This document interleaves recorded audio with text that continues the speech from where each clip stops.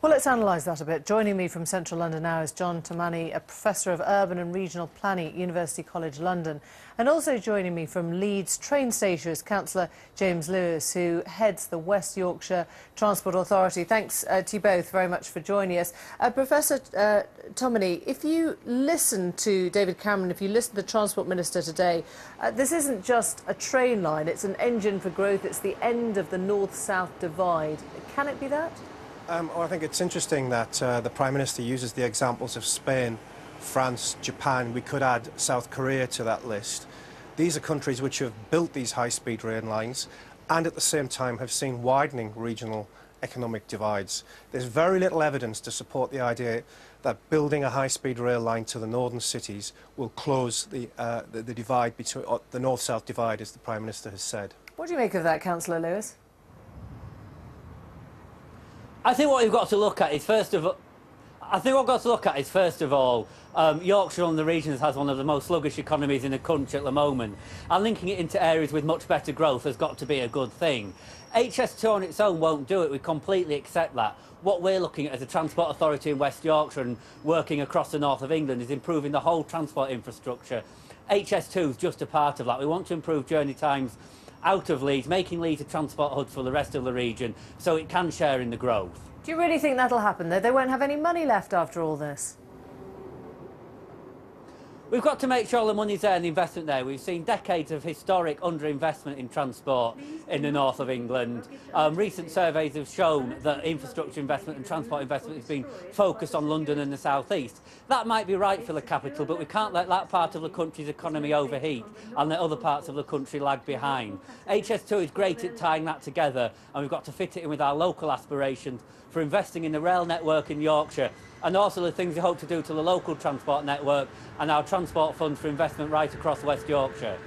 Professor Tamani, why do you think it hasn't proved successful in the countries that you mentioned? I mean, presumably, even if people just want to commute to London, which we know is overcrowded for work, and live an hour away, that all becomes much, much easier, doesn't it?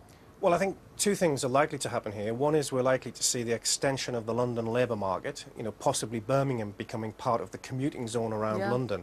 That will certainly benefit London, give it a larger labour market from which to recruit workers. What the impacts of that will be on the northern cities, I think, is less clear.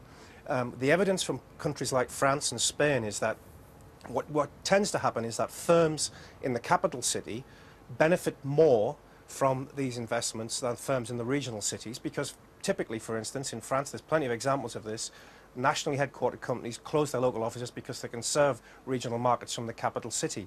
And this is the effect which occurs. James Lewis, don't you worry about that. Let me just put that point directly to it, that essentially London becomes just a bigger capital, sucking in more of these headquarters rather than spreading or sharing the growth. London, of course, has grown rapidly. London, of course, has grown rapidly over recent decades and over the last century in economic terms. And I don't think anything's going to reverse that. What we've got to do is make sure that areas like the north of England, areas like the Midlands are attractive investment destinations. Close links to London and hopefully close links to Heathrow Airport, one of the world's major transport hubs, can only help that.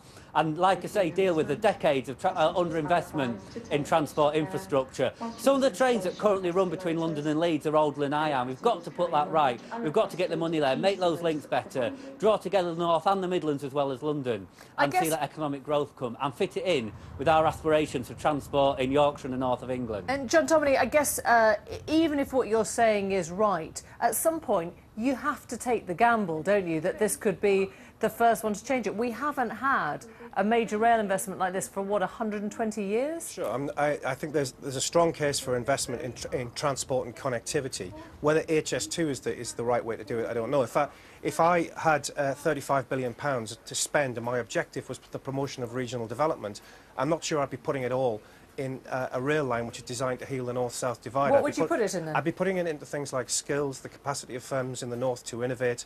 These, in the long run, are the factors which underpin regional economic development, not high-speed rail lines. OK, thank you both very much indeed. Good to hear your thoughts.